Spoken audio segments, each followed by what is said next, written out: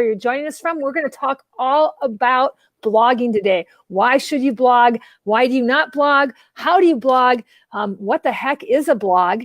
Et cetera, et cetera, et cetera. So if that's of interest to you, hang on, because it's going to be really great. And if you're listening to this as a replay, let us know down below. And there are lots of ways that you can be in touch with Jake and I. Jake, what are some of those ways? Through our email newsletter. We send out emails a couple times a week. That's one way we let you know of when we're going to be going live. We send out recordings of our lives. We send out all kinds of different fun tidbits, trainings that we've learned over the last combined 30 years in network marketing, as well as our combined lifetimes of learning about health information and education. We're also on Twitter. Our handle is Jake and Joy, and we share pretty often there lots of really different articles, different information about health and business. And then we're also on Instagram. Our handle is Jake and Joy Kelly, and we share some pretty funny stuff there.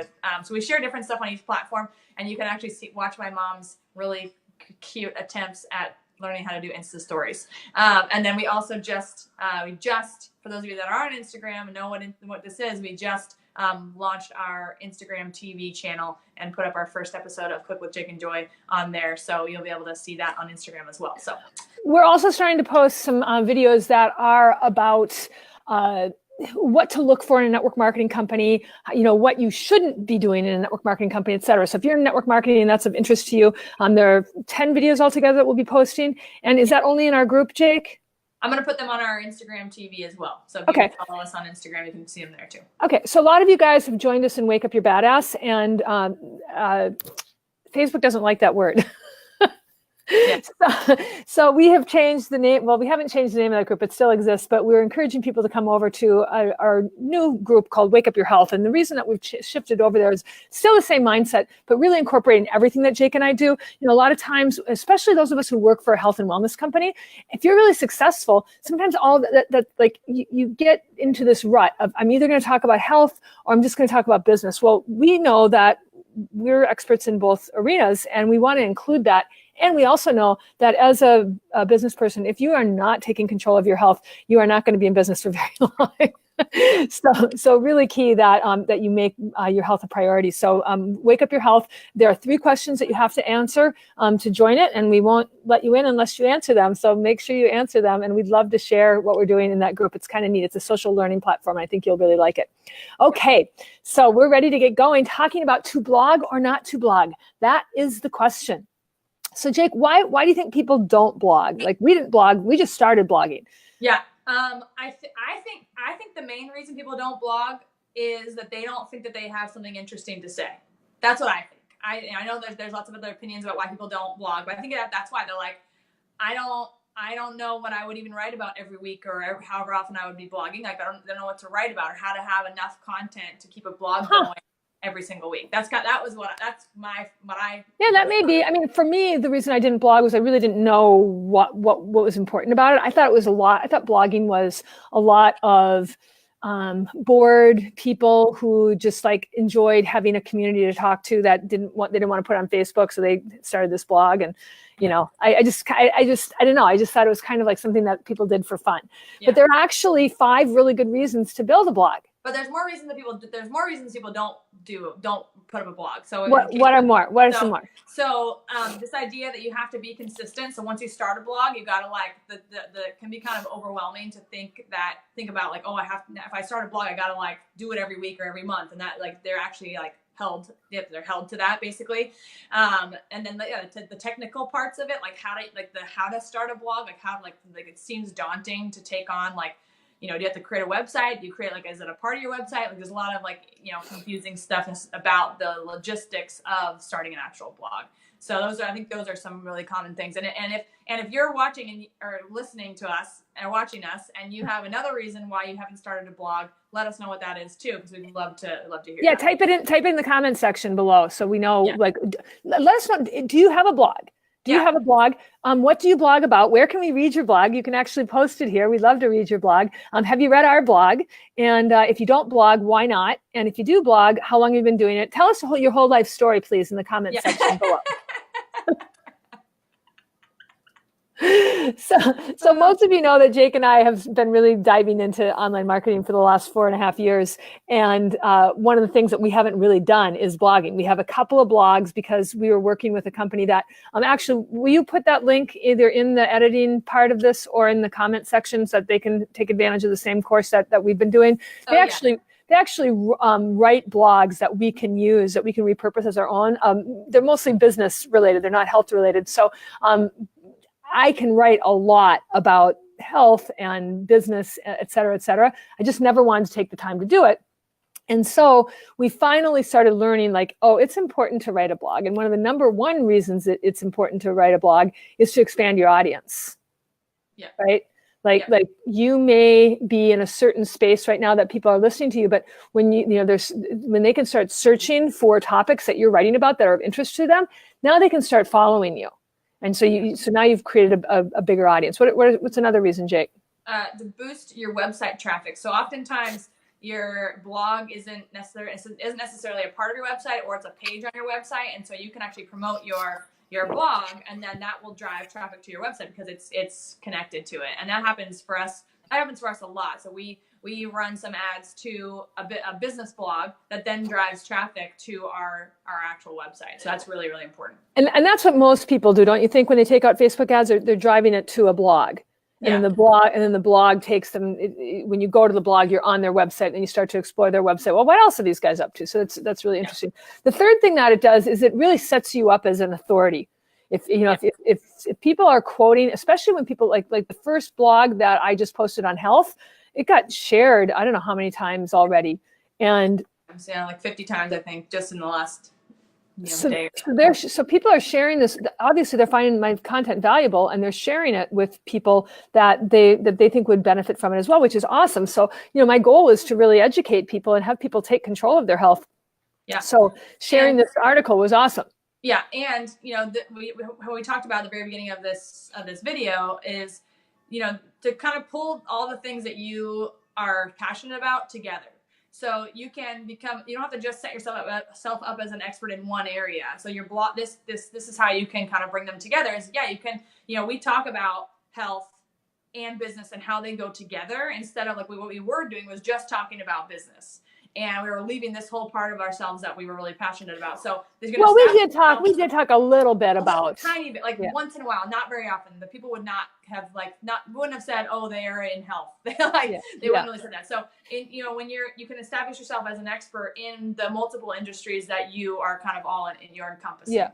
Kimberly wants to know, what if you're not good at writing? Hi, Rita. So yeah, that's one of the reasons that a course like the one that we took was actually valuable, because inside of that course, it led us on to other courses on becoming a good copywriter. And there's something called the Copywriters Guild, and it's a website that you can go to that actually gives you tips on becoming a better email writer. And there's a whole thing on it on writing emails, and there's a whole thing on writing blogs. But it is something to get good at. Number one. Number two, team up with somebody that is a good writer. Like Jake is a good writer, but she likes to write things really short. And like her blog would be like a paragraph. Yeah, okay, that's it. I said it all already. So I write the blogs, but she corrects the blogs. Like she'll go in and she'll say, okay, no, I think we should say this, this, and this. So collaborating with someone is always a good idea, and that's why it's really important to be working with people that you have the same thinking with. The other thing that we did learn, so within the course, and I'm going to put the link for it. There includes some free training on email copywriting, which is really cool. And what we've learned, and our mom hates this, and I think argues this, is that you want to be writing at the level of a fourth grader. I do hate that. You do hate it. So if you don't think you're a good writer, you actually might be the perfect writer for doing this, because you have to be relatable to your audience. And if you use they recommend you don't use really long big words, because like supercalifragilisticexpialidocious. Like don't use that, because your audience might get lost and might not know what that means. You might not feel relatable to them if you're writing at a level that they don't understand. So level of a fourth grader. So so just start writing, and having someone who can look over what you're doing. And the next point, the last point gets into kind of what your blog should look like a little bit, in terms of format and stuff. So we'll get into that as well. Well, go ahead and tell us the next 2 so points. fourth is to develop a community, which is really, I mean, that's what we do on social media, but a blog can do that as well, because you can, people are able to comment on your blog. They're able to engage with you on your blog. And so the more that you can have that comment section be active, where you're actually like, people can really engage with you, the more you're going to create that community that is really like, feels like they know you and feels like they're like a tribe with you. So you want to be, when you're writing, you want to be writing to the people that you're writing to the people that are reading your stuff. So it's not just like, okay, what do I think is interesting? Like, what do I like? What do I want to write about? But what are the people that are reading my blog? What do they need to hear? What's important to them? What's going to be interesting to them? And also something that I want to be writing about. So it's like this symbiotic relationship. Like you wouldn't use symbiotic in a blog, because that would be work. That's like supercalifragilisticexpialidocious. Okay, what's the fifth reason? The fifth one is to create valuable person-to-person connections. And this is what I was talking about before, that so like, say you're deciding you want to write a business blog. Your blogs shouldn't just be business information.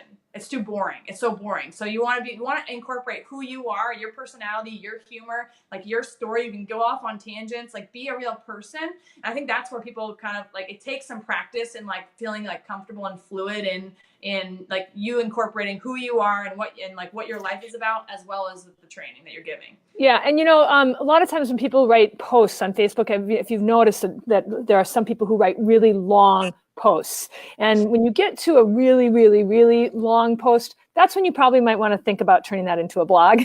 Yeah. But once you start getting better and better at social media posts, you're going to start to see that, I could, it's kind of like in Toastmasters, we have this thing called table topics where you talk for 2 minutes. And then if you can talk for 2 minutes, can you turn that into a 7-minute speech? And you probably absolutely can. So go over the 5 points one more time. Okay. So it's, you can target potential clients. 2, boost your website traffic. 3, establish yourself as an expert in whatever industry it is that you're writing about. Develop a community and create person-to-person connections. So those are the 5 reasons to do that. Awesome. And you're going to post a link so that people can check out the course.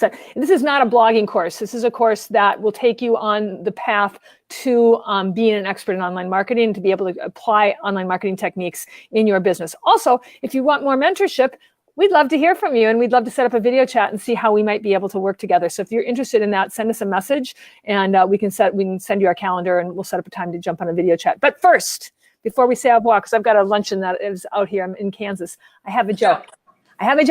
Okay.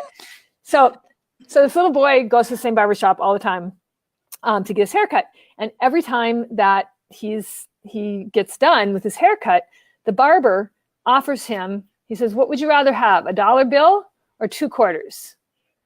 And the barber whispers over the guy, says, "Watch this kid. He never learns. He never learns." The kid takes the 2 quarters, and the barber just breaks out laughing. It's just hysterical. He thinks 2 quarters is better than $1 bill. So he's out on the street, and the guy from the barbershop is out there, and he says, "Kid, why do you keep taking the 2 quarters?" And he says, "Because once I take the dollar bill, the gig is up."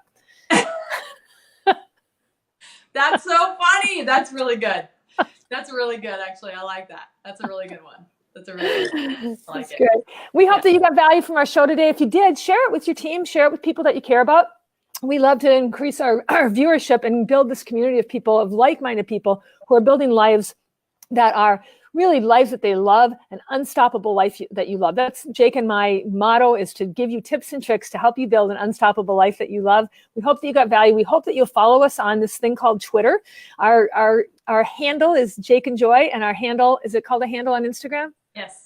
It's Jake and Joy Kelly. So you can follow us there. And our stuff is different on each platform, apparently. We have blogs that we do on one piece, and you can also get onto our email distribution list by going to our website. So you can go to our website and check things out, and we'd love to connect with you. And we hope you're having a great day. This is our episode for this week of Wake Up Your Badass with Jake and Joy. See you later. Bye. Bye.